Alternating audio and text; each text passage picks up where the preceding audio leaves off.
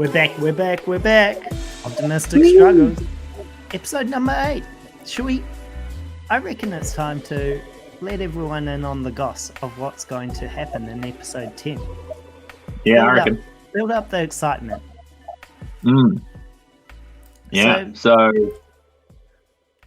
10's a big one to hit for us. It's like we're hitting double digits. We're semi-serious on this podcasting game. So, yeah, sure. Devin, I'll hand it over to you to tell everyone.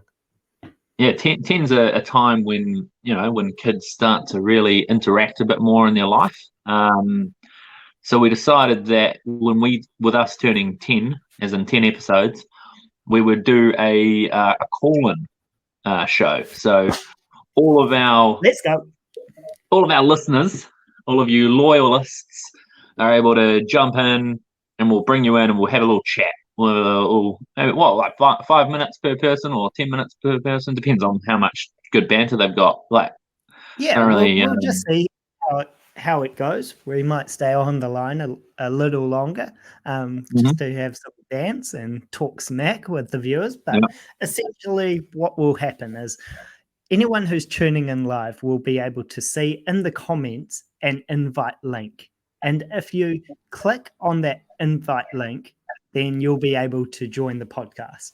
So we can have 5 people at one time. Yeah. Like we'll just manage the madness, see where the conversations go. It might be one-on-one, it might be a few people in the mix. We'll see what happens on the day, but it should be good. We can talk on any topic as long as it's family friendly. We can talk on anything that you're passionate about. We can answer questions. We can talk about current events. We can the world is our oyster. Optimistic Struggles. That's our first call-in show. So we're really excited for it. We've been getting a few loyal followers. There's not too many followers yet, but it's exciting when we see people who are joining in the conversations and they say they love the content. So this is a way that we can involve them, talk to the community out there and see some friendly faces on the podcast. So we're really stoked, really excited for it, and can't wait to have some of you on the show. Yeah, 100%. It's going to be very, very exciting. I'll be interested to see the conversations that get brought up, because we'll have no preparation for it whatsoever, and we're going to be thrown right in the deep end. Absolutely, that's half the fun. We kind of like it, and we might see some familiar faces that know us or not. Maybe there's some people that we might get to meet on the show. But if there's a topic you particularly want to talk about, then this is the opportunity to do so. Maybe you've always thought about jumping in on a podcast or a radio interview and you want to test the waters a little bit. So this is the opportunity to do so. We'll be live. We will, there's no real boundaries on what we can talk on. So the floor will be yours. No experience required. Yeah, exactly. We love to have visitors on board. Episode number 10, our call-in show. Let's go. But so what are we doing today? Wait a couple more weeks before that happens. Today, we are talking about money matters. Money. It does. It's an important topic. I feel like not enough people talk about money. And money doesn't always have to be associated with greed. We live on an economic planet and we need money to function. So I think it's really important just to hit this topic and talk about it. People have different thoughts on what money is or what it's about or the goals with money. It can be used for good and evil, but like anything, or like a lot of tools out there, if you use it in the right way, it can make a lot of positive impact. Yeah, I think money's a little bit taboo. A lot of people forget but they don't like to talk about it, because I feel like one of the reasons it's become taboo is because, you know, you don't talk about your pay, and you don't talk about that because people don't want to make other people feel bad, or potentially businesses don't want all their people knowing how much each person is paid. It can be a real hard thing for some people because they're not earning very much compared to one of their friends, and they're like, well, I only earn this much and they earn that much, or they don't want to admit that they don't understand money. That can be, I think that's a really big one, like understanding credit cards and banks and finances and where you need to be saving and all that sort of stuff. It's a huge minefield. And I'm one of the first to admit that I am terrible with my money. And that's why I think this is such a good conversation to be had, and why money does matter, and how it affects everybody in their daily lives, I guess. Yeah, absolutely. And I think we'll just put a disclaimer out there because, whenever finances are talked about or money is talked about, people are quick to jump on the comments and say, well, what do you know? So we're not financial advisors. We're not we're not qualified in any way to talk about this, except for our experiences and our thoughts. And so we're just sharing some thoughts and our opinions about some of these topics. But if you are in financial strife, or you want to learn a little bit about money, then we advise you to go talk to a professional about those things. Yeah. It's exactly like how I do my mental health Mondays every Monday. I'm not a mental health expert. I don't have a degree in psychology or anything like that, but I talk about my personal experiences and how I've dealt with it. So we're doing the exact same thing here with our money talk. Is Jason and I's personal experience, and hopefully that helps. And if it confuses you even more, go talk to a professional. It's always, if you don't know and you're wanting advice, a professional is the best person to talk to. Awesome. So now the legalities are out of the way. Let's head on the topic. Righto. So money. I find this topic super interesting because everyone comes at it from a different angle, and everyone has different goals. They've got different backgrounds. They've been educated on different things. And like you say, some people get paid more, some people get paid less, some people know a lot, some people know a little bit. And there's also, and because it's quite emotional, there's all these myths out there that are circulating about that makes the whole conversation just that little bit more complicated. So hopefully we can unravel some of that and get to the crux of some of these issues and spin a yarn about it. Yeah, so I guess where should we start with it? Should we talk about what money means to us? Yeah. Let's start there. Kick us off, Dev. So I guess for me, money is a tool. It's a tool for you to be able to achieve what you want to be able to achieve, and it's essentially your daily currency on how you're able to do things. So when I was younger, money didn't like a small amount of money meant a lot to me. So $20 was like I was rich as. I could go to the dairy and I could buy so many lollies with a $10 note or $10 note, and it was so exciting. I didn't have a concept of what else money actually did. As I've gotten older, a couple of, I guess, sayings really stick home. So time is money. I've learned that my time is just as valuable as money. So if there's a job that I can do that'll take me 3 hours, or I could hire somebody to do that job, and it's going to cost me less than 3 hours of me working, then I'm going to pay for that person to do the job, unless it's something that I want to learn. So, for example, I learned recently, last year, we rebuilt our kitchen, and we went down the saving money route. learned a few new skills, made a really nice kitchen, but it ended up taking 3 to 4 months. And if you're time poor and you're able to counteract those two things, you can go work a couple of extra hours to pay for that time that you've lost. And I'm a very time poor person. I'm a very busy person. So that's one side of things where what money means is that to me, time is money. So if I can save time by spending a little bit of extra money to be able to create more money, then I will do that.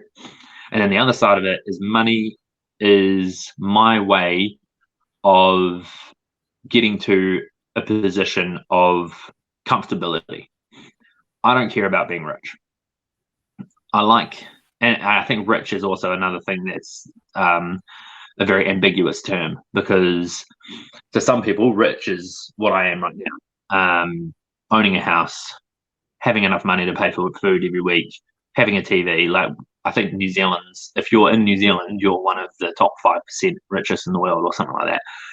Because there's obviously a lot of third world countries, but that's a whole nother rabbit hole that we could go down. But to me, in my perfect position would be a comfortable life where I don't have to worry about money anymore. I don't have to check the bank account before I go shopping for food. I don't have to check the bank account before I go buy some new clothes.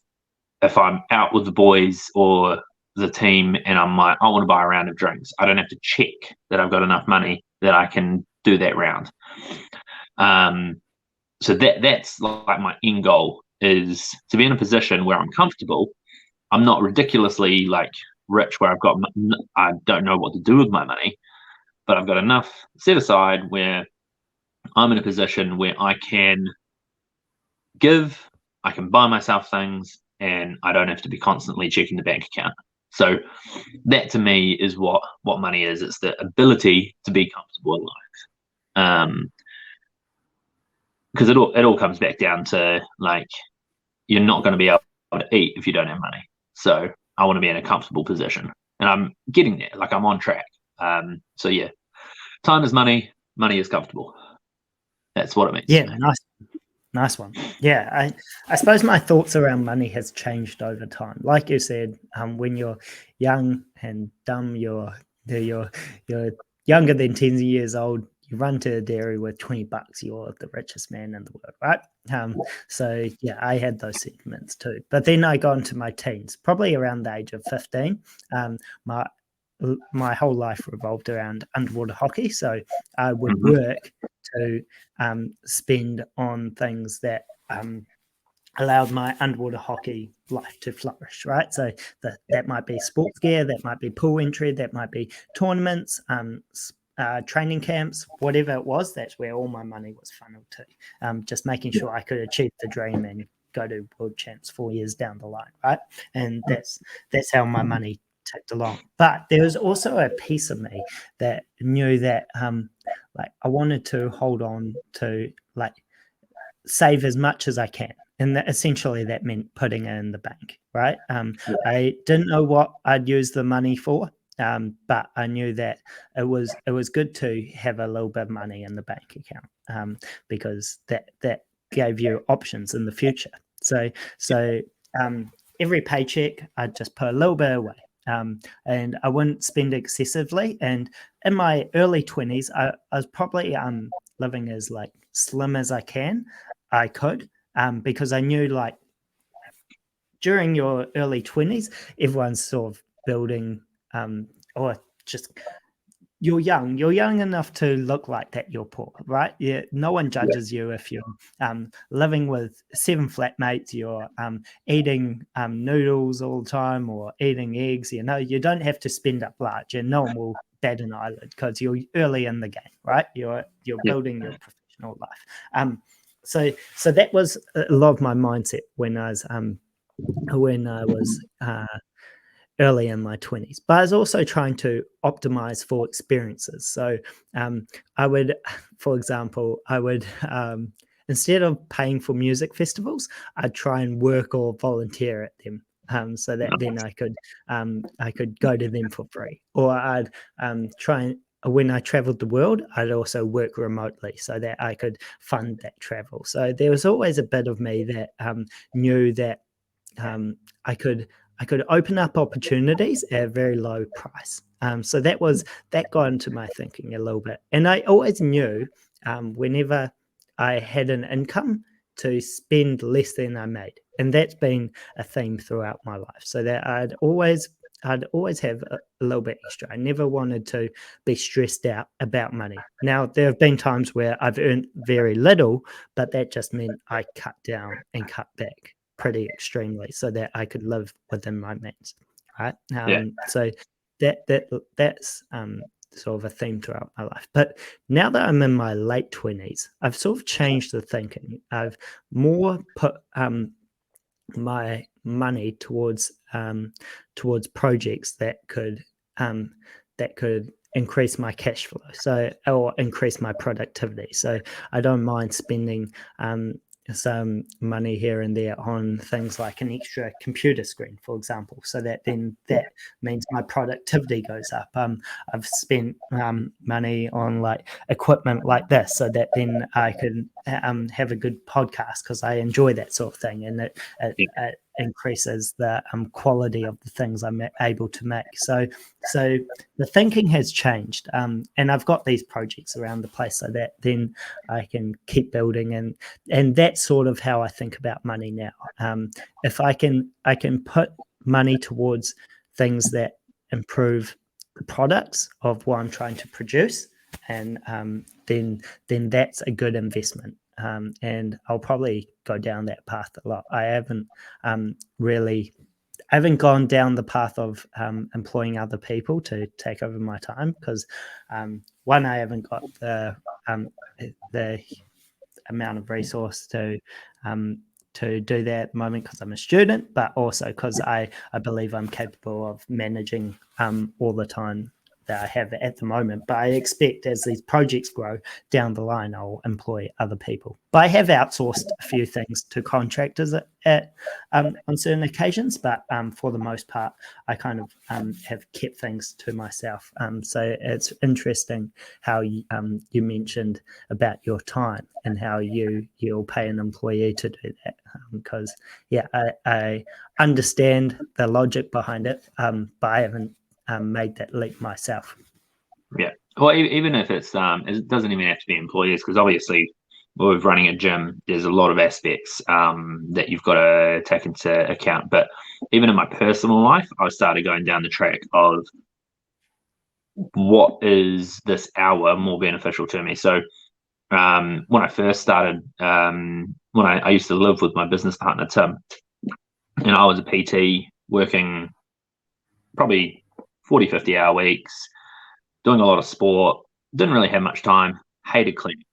And then there was Tim, who had just started his own PT business. He just started Black Fox Electrical, also working out all the time. And we both enjoyed our social lives. And we just couldn't either. We didn't enjoy cleaning, and we also didn't really have much time in the day. So our flat was starting to look a little bit, not great. So we hired a cleaner. And at the age of 23, 24, probably even younger, to be honest, people go, "Oh, I can't believe you guys are so lazy that you're hiring a cleaner." But it was the opposite. It was because we were so busy and cleaning was just not what we wanted to do. We were like, well, we're putting back into the economy. We'll hire a cleaner because our hourly rate was we would only need to work an hour, maybe probably, to be honest, less than an hour to be able to pay the cleaner to come in, because we were both chucking, I think it was like $40 each. She came in and cleaned the whole flat once a week. So not cheap, but it was within our means to do that. And it meant that we were in a tidy state of living. So we were able to use it in a productive way. Like now, Bex and I, we've got the time to do the cleaning. / Bex does most of the cleaning because she gets there before I've got the opportunity to do it. But I show that I appreciate the fact that she. Careful, Devin. You could be in trouble here. You're digging yourself into a hole. But yeah, so like, I think it's really important to, before you outsource, is do exactly what you've been doing and decide, if it's a position that you're able to do it. Because if you outsource without the financial means to be able to do it, then you're just going to go down the rabbit hole of debt, and you're just going to keep getting more and more money. And I've been in that position of having a stupid amount of debt, because I was the opposite to you growing up. Money was not something I thought was needed to be saved. It was something that I thought was meant to be spent. So it started when I went to Spain for Underwater Hockey World Champs. I had enough money to pay to go on the trip, but I didn't have enough money to spend anything over there.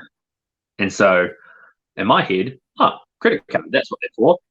Bing, bing, bing, bing. Next minute, I'd racked up like $5,000 worth of debt on a credit card. And it's quite funny because I get a lot of people that say, why are you so open about the fact that you're in debt? Like, isn't that embarrassing? I'm like, well, no, because I might be able to help somebody down the track realize that's not what you want to do.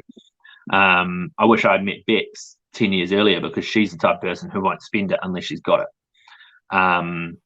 And she's actually taught me. So since dating Bex, I've, for the first time in my life, built a savings.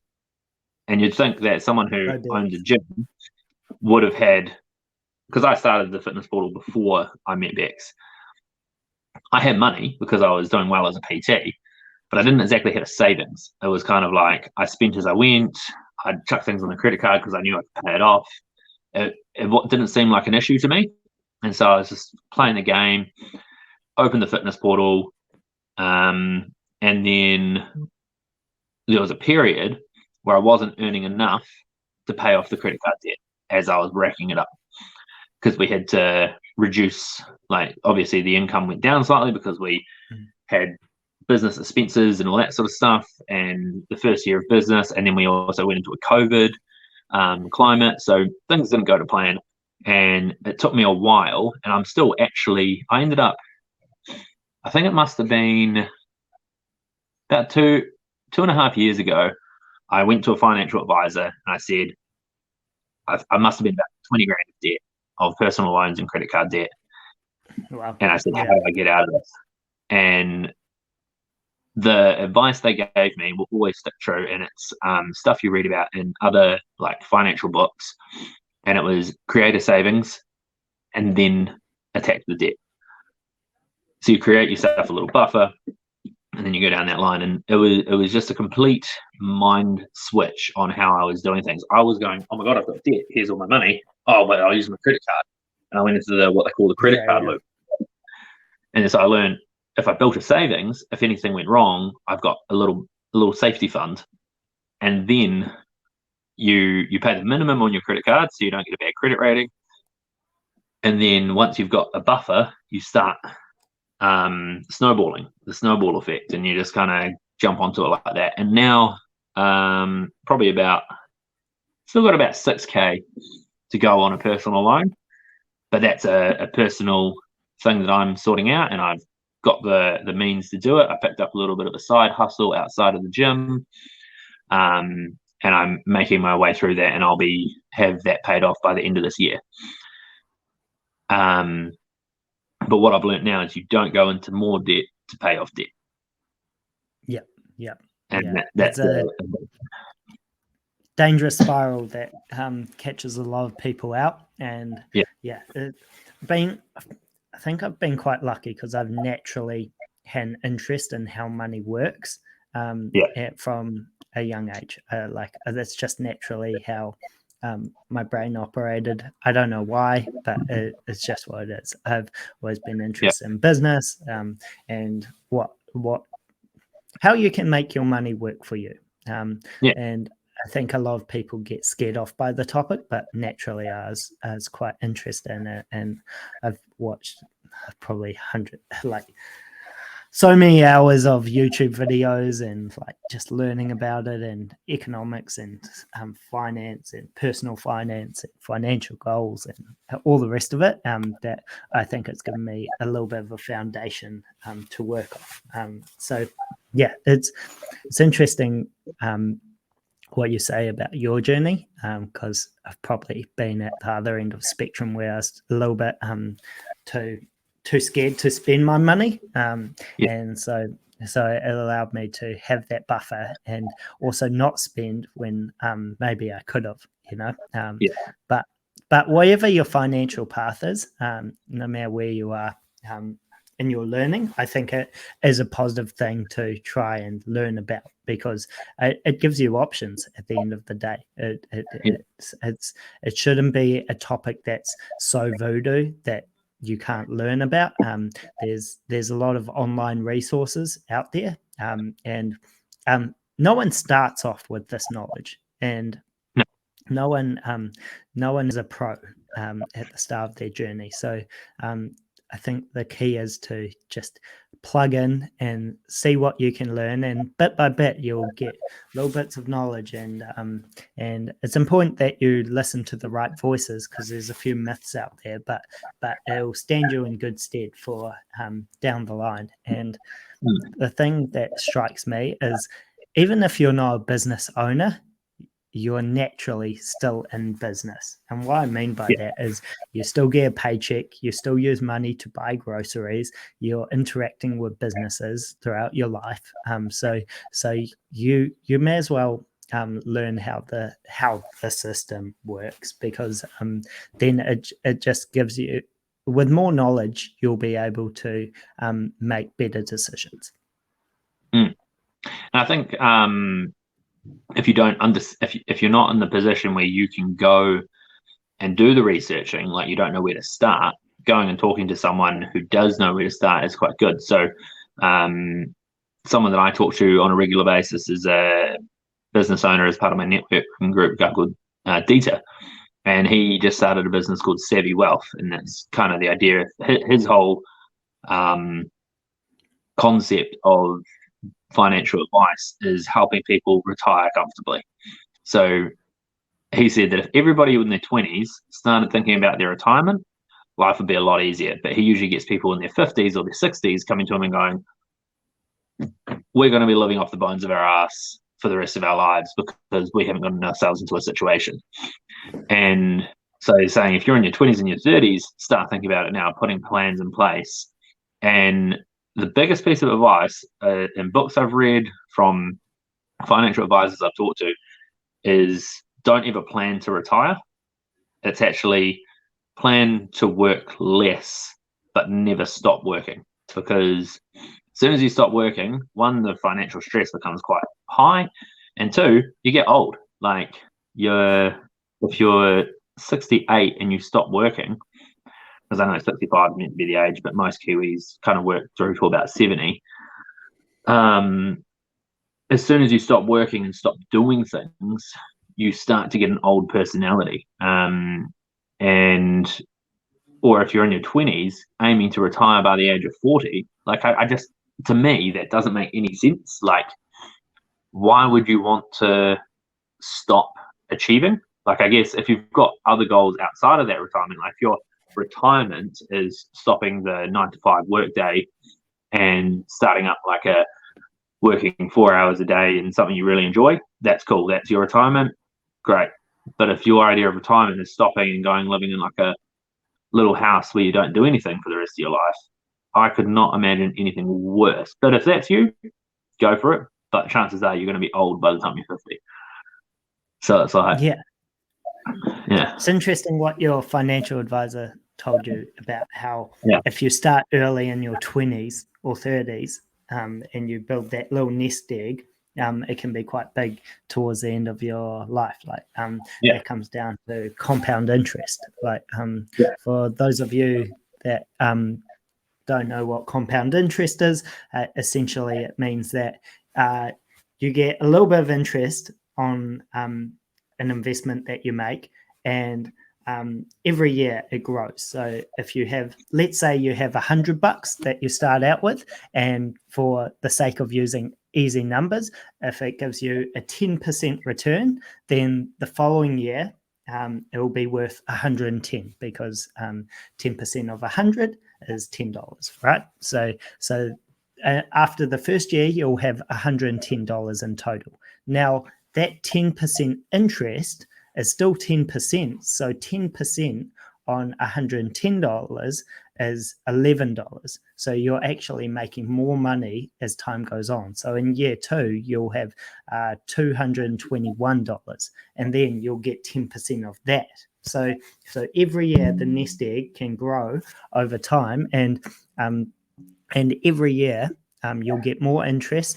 And even if you don't touch the investment, by the time in 30 years, you'll have a good nest egg to grow off. So that's just that's the concept, and they're just using simple numbers. But if you grow that from an early age and you're constantly adding into it, then it's pretty amazing what the numbers can do in terms of your wealth over time. But you've got to start early. That's the key. A lot of people don't start till they're in their 50s and they're shaken up and they're like, oh, actually retirement is around the corner. I really need to think about this thing. That's why I love KiwiSaver. I think KiwiSaver is one of the best things for New Zealanders in retirement that could happen. And also keeping wealth inside New Zealand is pretty awesome what I think it will achieve down the line. Yeah, well, definitely. Like, there's that battle as well of like, do you use your KiwiSaver to get your first home, or do you hold on to the KiwiSaver? And there's those like sort of those arguments. And I think if you can get away with not using your KiwiSaver to get your first home, it would almost be worth holding on to it so that you've got that massive nest egg from your KiwiSaver, and then you've also got your home as almost an insurance as well. But that's one of those ones where I don't really know enough to be able to make a educated opinion. It's just only from what I've kind of been able to see, and money is definitely one of those ones where I've only recently taken an interest in, so I'm learning a lot in the last 3 years, because I've surrounded myself with people who are very smart with their money. They are willing to give me advice, and the amount of advice that I get is all very varied. Like, it's never the same. And that's why it's important to do your research before you get your advice from people, and also figuring out your personality when it comes to money. So I think you kind of touched on it before, Jace, how you used to almost not know when to spend money because you almost wanted to hold on to it. And that's I think that personality is kind of like a savings personality. Like you're a very safe, they call them like safe investors.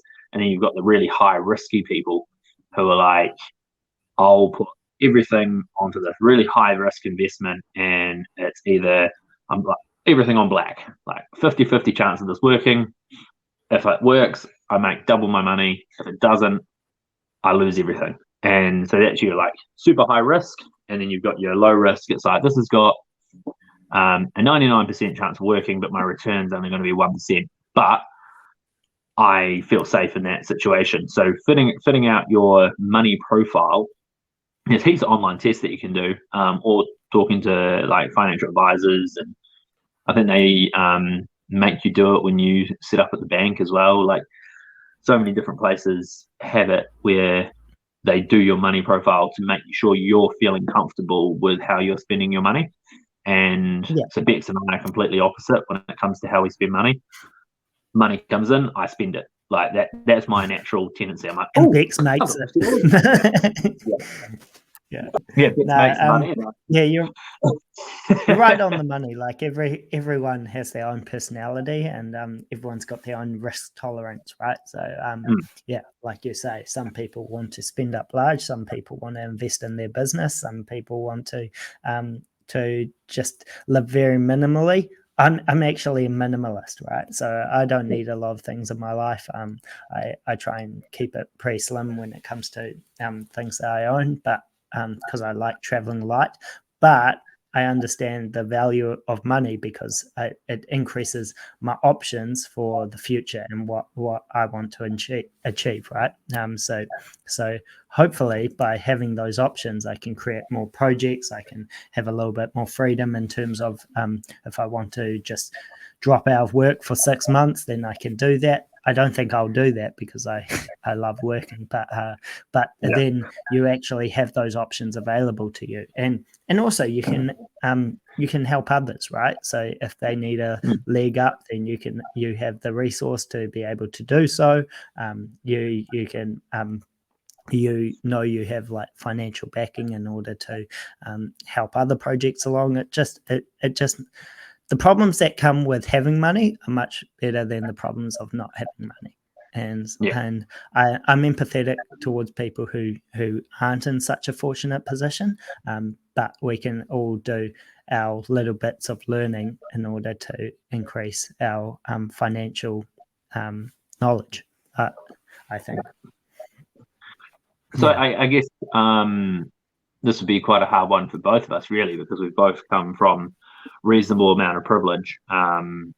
Like for people who are coming from like a lower socioeconomic group or haven't grown up with easy access to money, their education might not have been like a top level of education. What I guess how would you suggest to get out of those ruts? Like, and it's kind of rich coming from us because we've never been in that position. But yeah, right. Have you ever heard of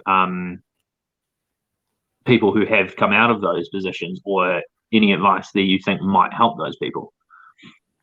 I think start at the beginning, right? So you can't jump out of the gates and try and run a Fortune 500 company. So you have to start at the beginning, and so everyone's beginning is different. Just it's a genetic lottery where we land. Some people have a very privileged lifestyle, and some people aren't so fortunate. But I actually have this genuine belief that there are advantages to not having that start in life where you have to learn from the lessons of hard knocks, right? So if you have a long-term goal to be financially stable and financially free, then the foundations you plant early in life will stand you in good stead later down the line. I'm of the from the age of 18, I've wanted nothing from my parents financially. I've always wanted to make my own way, and one, I feel like I had the most privileged upbringing in the world, but also because I wanted to actually make my own way in life. I wanted to go into the jungle of life and build my own wealth. And sometimes that hasn't worked out particularly well, but other times I've learned from it. So from the beginning, what would I do? I would learn to save and live humbly for 6 months. My first experience of paid work was in a family business. We have in the family we have photography business. So back in the day, I was running errands. I was doing a little bit of paperwork, just like cleaning around the place, doing odd jobs here and there, right? Cleaning toilets, doing dishes, just little jobs here and there, numbering files, just anything that needed doing, like that kept the business like going, I would do. And sometimes I did it quite well, but sometimes I didn't do particularly well, and it was a bit of a learning curve. So that's where I earned my first money, and it was while I was at school. I was probably 12 when I was first, maybe earlier, even 10, 11. Yeah, I was just doing bits and bobs here and there once a week, and that taught me like the ethic of hard work and what actually I needed to make money. And because I had very little expenses, most of that money went into the account, which was nice. And then as I grew up, I got different jobs. I went into labor jobs. I went into my first full-time job for 6 months, I was washing dishes in a cafe. So nothing super luxurious, but like I earned my keep, and I was saving to go worlds. And so I was working full-time, and then in the evenings I was training. And then 6 months later, we were on the plane to the Netherlands. So that was pretty neat. And then but going back to the original point, just start working and seeing what effort it takes to earn $1, right? If you're early in the process, you're in your teens, maybe just come out of school, then that's the key. Just try and put a little bit of money away and see if you can save $500 in a few months. See if you can build up $1,000. See if you can sustain yourself and earn more than you make. Now, if you're in debt, so you have credit card debt, you want to try and build up that nest egg, like so that you have a little bit of buffer, as Devin was saying, and then pay down that debt as quickly as possible, because that debt is eating away at your savings. As compound interest can work for you, it can also work against you. So that's what's so dangerous about credit cards and debt. So yeah, in New Zealand, we're quite lucky that we can go to university and get student loans out. They're 0%. So essentially, they don't accrue any debt if you work in New Zealand afterwards, or you don't leave the country for longer than 6 months. There's a 0% loan. So that's essentially money that like you can pay down and it won't grow over time, which is really good. But that's another topic. So try and take control of your money and build that financial independence, so you know you can manage your money well. Your expenses are lower than your income, and that way you have a little bit of buffer and you have a little bit coming in each week. Once you've managed your money and you have a little bit of money in the bank account, maybe like $1,000, $2,000, I would start researching into how investing works. Now, this journey might to get that foundational knowledge might take like 6 months. It might take like there's a lot of resources out there and there's a lot to take in. But once you've got that foundation, then you can start thinking about how your money can start working for you. And your financial education shouldn't actually stop. You're always trying to learn about money, how it works, how business works, how the banking system works, how the economy works, how money is moved about the place. So there's no end to this game. But once you've gone that foundation, then you can make smarter moves to actually build off and go into the future. And then there's another aspect to it. If you want to be a business owner, then you have to learn how to spend money in advance normally, in order to build a product or service that the market is willing to pay for. And then you firstly have to reach your break-even point to hit your expenses, and then you become profitable after that. So but that's a whole different conversation. So yeah, there's many ways to accumulate wealth or money, but you just have to figure out what works for you best. That was a long-winded answer. Yeah, that was really good. That was a very in-depth as well, which is I really liked. And I think I picked up a couple of things from what you said, and one of them was, starting at the start, and it really struck home for me because recently I've heard a few people use the phrase, it's below my pay grade sort of comments, and I'm very big on nothing is below your pay grade. So if you're first starting out and the only job you can get is going and working and stacking shelves at the supermarket, or if you need to pick up a second job to be able to pay off that debt, anything is a good job. And you'll learn a lot from anything that you do. So my first job, you talked about yours, was working for the family business. I spent probably a good few months going from business to business trying to get my first job as a student at the age of 16, I think it was. And I finally got a Domino's delivery boy at driving around. I actually ended up almost not making any money because of the cost of petrol and how much I was getting paid. But I was still making a little bit of money. And to me as a student, I was like, sweet, got some money. But what I didn't know back then was anything about saving. So it was like wherever it came in, I spent. It was, going to Macca's after school or all that sort of stuff. And then my next job, I went and got my lifeguard certificate and somehow ended up walking into teaching kids how to swim. And that was spending 4 hours in a cold pool teaching 3 and 4 year olds how to kick and blow bubbles. Quite a cool job, actually. It was really well paid compared to most student jobs. So I got quite lucky in that situation. And then I went to broadcasting school, and to help with money when I was down at broadcasting school, I ended up picking up a job at a bar. So I was Friday and Saturday nights working from 6 p.m. till 3 in the morning, so I could get some extra money. And then I was also working Saturday days and a couple of afternoon shifts at Rebel Sport as a shoe salesman. And I was mainly just stacking shoes and helping people try shoes on. But it was to make sure that I had enough. So for me, working and when I was studying was, one, to help pay for my food and rent and stuff, and then 2 was so I had enough money to drink in the weekends, because that's all I cared about when I was at uni, was having parties and stuff. Once again, no savings, nothing. Walked away from uni with less money than I had. I got my first time job. I was earning probably $32,000 a year.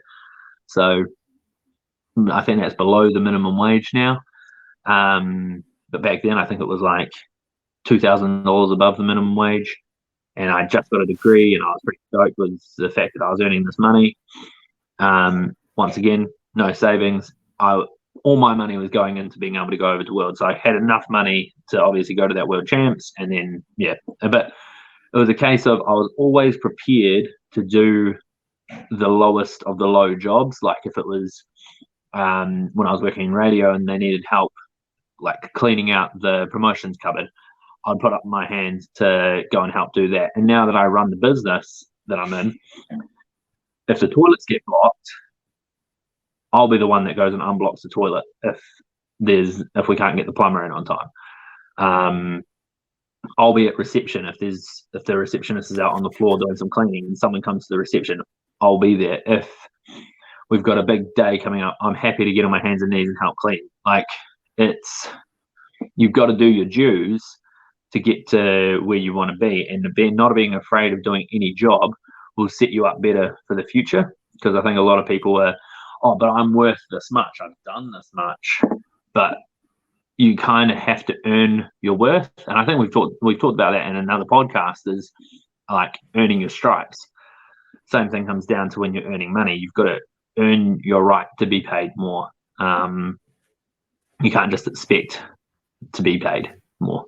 Yeah, for sure. And it's all building blocks. So you can strategically think, like, how am I going to level up to get to where I want to go to? So you mentioned like you were stacking shelves and unblocking toilets and stuff, and that's just the day to day. But if you maybe down the line you want to run a supermarket, so you start stacking shelves and you network with the right people, you're in the system, you sort of learn how the systems work, and then a couple of years later you might be promoted to manager because you're really enthusiastic about the work you do, and they've got an opening and you jump in there and you get a little bit of a pay rise. That's the first thing. Second thing is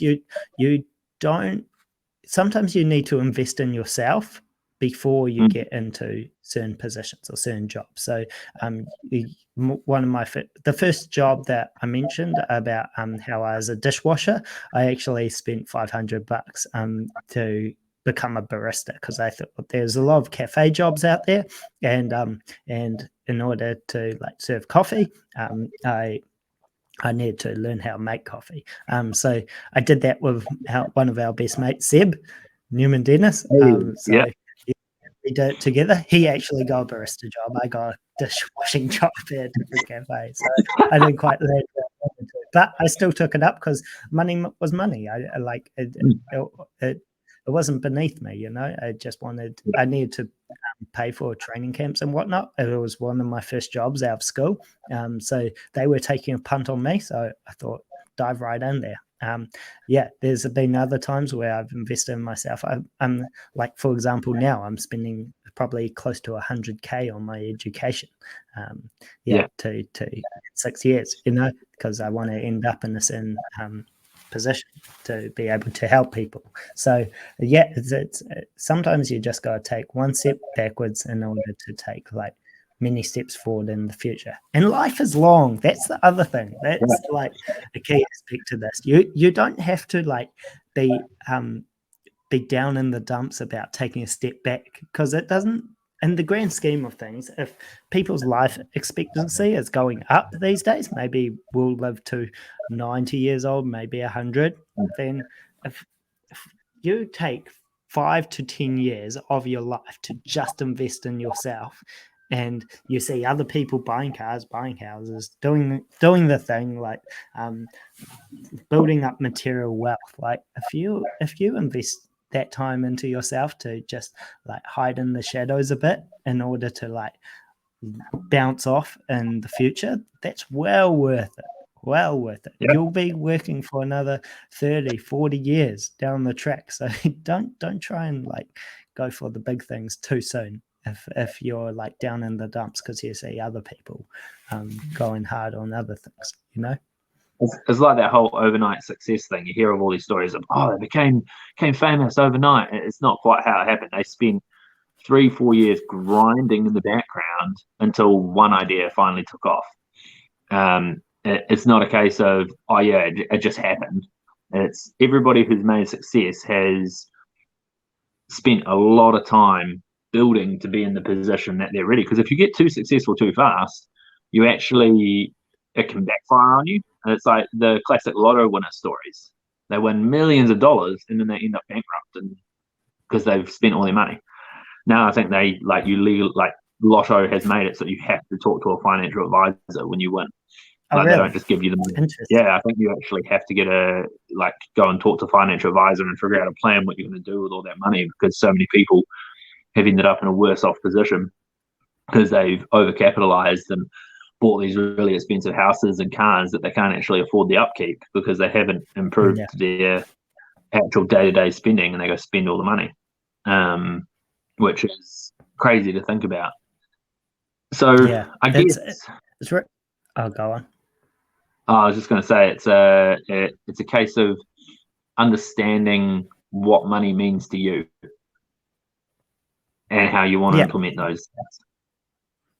Yeah, I find that, you mentioned about lottery winners, and that got me thinking about another thing about how rich people, they want to get rich for sure, and people at the other end of the spectrum, they want to take punts on getting rich. So lottery, there's like a high chance that you won't win the lottery, but if you do win, you win big, right? So and generally it's the people who haven't got a lot of wealth, they're the main people that buy lottery tickets. So it's really interesting how people treat money when you dig a little deeper into certain demographics and how they manage their money. The people who have accumulated wealth through their businesses or assets or what have you, they tend to be more safe with how they spend money, and then they know that it will be safer in the future rather than going for the more risky and volatile things that could work out, it's just interesting to me. It kind of takes you back to that high risk, high reward kind of personality, or the low risk, low reward personality, and then you've kind of got those ones in between. Like, I think I've got my KiwiSaver on the highest risk possible, but that's also because I know that I'm probably not going to be pulling my KiwiSaver out until I'm 65. So I can be in a high risk position for that KiwiSaver. And at the moment, it's getting slammed by the market because the market's down. And I'm just like, I'm just not going to look. I'm just going to wait for the boom to come back, and hopefully it does, because that's what happened when COVID first came out. Everybody panicked and changed their investments to safe, because they went, oh my god, we're losing all our money, and then it was like 2 months later the market just went straight back up. Yeah. So it's interesting what you say about how you don't look at money. I look at my money every day, just to see what's happening, how it's tracking, what's going on. It's like mentally, it just it allows me to take a check of what's happening. So I do that with my business accounts, because that's obviously like a daily operations. I'll do that with my own personal account. Like I'll like probably once a week I check in on my personal account when I get paid, and I make sure that everything's in the right place, and every now and then I'll check it to make sure I've got enough money to pay for something. But when it comes to my investments, like KiwiSaver, and I also have a Sharesies account, I put the money in. I've just got like the auto fund where it invests for me, because I don't have time to go in and do the research. I've got a pretty big investment, which is my gym. So majority of my time is focused on that. So anything else that I invest in is a case of I'm trusting the experts to get me there. And it was actually Seb who said to me, he knew a guy who, so Seb Newman Dennis, our mate, he said that he knew someone who did 50% of their investing into auto invest funds and 50% of investing into what he thought might take off. After, I think it was like 20 years, one had made like $1,000 more than the other. So there wasn't much of a difference choosing between like one going, okay, well, this business is a high risk, but I'll put it into that, because the high risk one would make faster gains and then it would crash, and then faster gains and then it would crash, and faster gains and then it would crash. Whereas the auto invest one was kind of a more steady increase. But over that 20 years, the same amount of money was invested into both, and they made round about the same amount of money. So you don't, from what he said, it's for someone like me, because I have got a lot of trust in what Seb says. He's pretty switched on when it comes to investing. He said, for me, no harm in going into the auto invests, setting at a rate, putting the money in, and just walking away, because I'm not that interested in doing the research to find out, and I'm happy to trust the experts. And then, but for someone, say, like yourself, you find it quite intriguing. You find it really interesting. So it almost excites you. I don't know if that's the truth, but it seems to excite you a little bit on that whole concept of researching it and finding out the best possible way to do it, because it's a challenge for you, probably, knowing you. And interestingly enough, there was the piece of research that was done, and it said that, like, so you have your managed funds and you have your index funds. The index funds are like your S&P 500s, top 500 companies, and like, I think it's America. There's all these funds you can just go into, and then there's the managed funds where apparently smart financial people pick the stocks and bonds that will do well, and they try and outsmart the market per se and get a better return for their investors. So there's a piece of research done that said over the long term, something ridiculous like 80 or 90% of managed funds didn't outperform the index funds. And that's interesting, because normally the managed funds cost a lot more, because they have to pay these people to figure out what the best investments are. So like if you just place your money in the market, and like over time, generally, like we're talking 8 years plus, it will do better than those managed funds. Yeah, so I put all mine into the index funds. Like I think I'm on like the top 50 New Zealand or the top 50 American. I can't even remember. It's just one that I've got an auto invest set up. Takes like $5-10 out of my paycheck every week. Like, it's very minimal, but that's what I'm willing to currently invest, because I'm still working on getting out of that debt as well. So I can't really focus on growing my wealth until I get out of that accumulating debt, because it's on a percentage, and I need to pay it off faster than I need to build my wealth. I've got a little nest egg now that I sit with, and then the rest of it's just okay. So it's taken me a while to learn, but I've always got that end goal in my head of what I want with my money and where I want to be. So I'm not worried about being rich and having the fanciest cars and massive mansions. Like, I'm quite happy in our little 2-bedroom house in Nainai, and we've got very low upkeep costs. We enjoy where we live, and we don't need anything bigger right now. Maybe one day we'll be like, oh, actually, we need a bit more space. But right now, we've got everything we need. Down the line. Yeah, maybe. We'll see. I'll think about dog. Yeah. Dog needs lots of space, you know. Maybe an alpaca. But I'm quite happy where I am, and I think happiness isn't actually a true thing. It's an emotion. Whereas I'm more worried about being content. Like, and that's comes from the Buddhist saying of being content is true happiness, because you're not going through those ups and downs. You're just carrying on. Like, you're not sad, you're not overly excited, because if you get overly excited about something, you end up having the endorphin crash, and then you get a little bit depressed. It's like when you go to a tournament, you have after tournament blues or post tournament depression.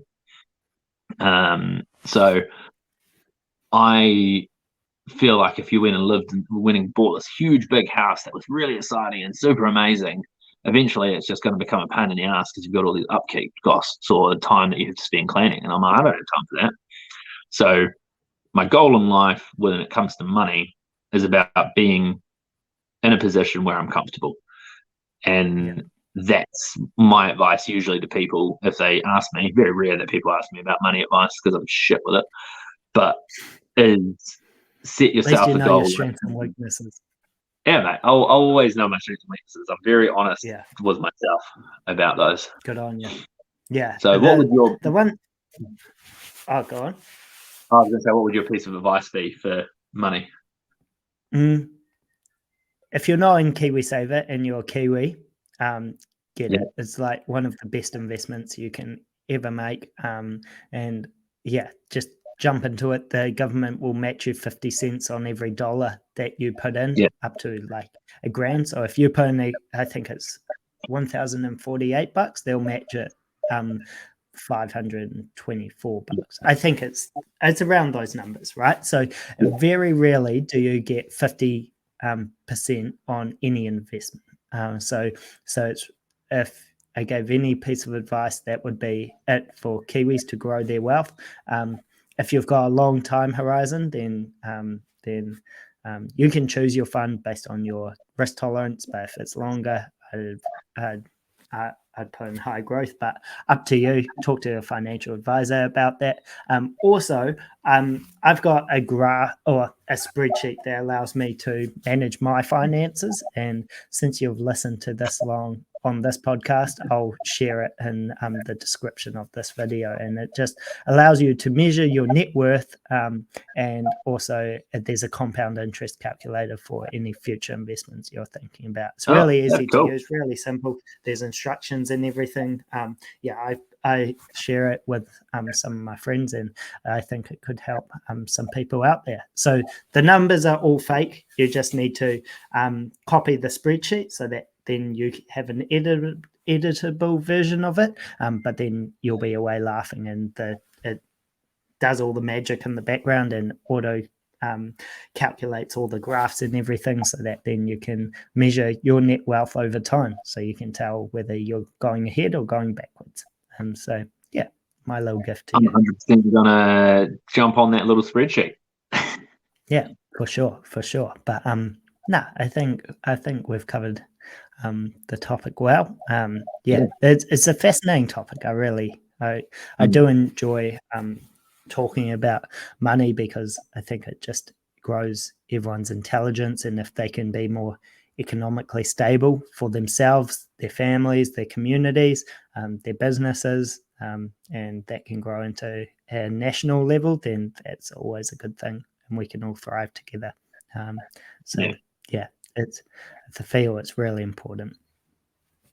Yeah, don't be afraid to talk about things that are taboo, because most of the time people have made them taboo because they've got little back-end reasonings for making that happen.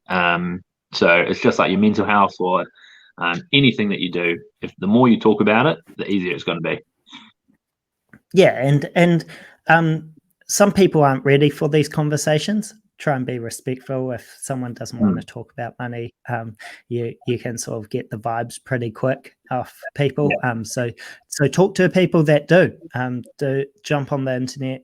Try and find certain YouTube channels that you think are educational, or Google a few things. Start learning a little bit, and then once you've got those little bits of knowledge, then you can talk to other people about it too. 100%. Yeah, I think we've hit this topic on the head pretty well. Yep. Nice one. Once again, if you've got money any matters. topics that you want us to cover. Yep, yeah, absolutely. Remember, our 10th episode is the Callin Show. It's going to be a goodie. We'll have a few guests on board, so I'm really pumped for that. So that's in 2 weeks' time. 2 weeks. Cool. 2 short weeks. Yeah. Comment below if you've got any thoughts about money matters, about optimistic struggles, about what you're going through. We'd love to hear. And then we'll respond in kind. Yeah, we love hearing from our viewers. Peace out. That's all from us for the day. Peace.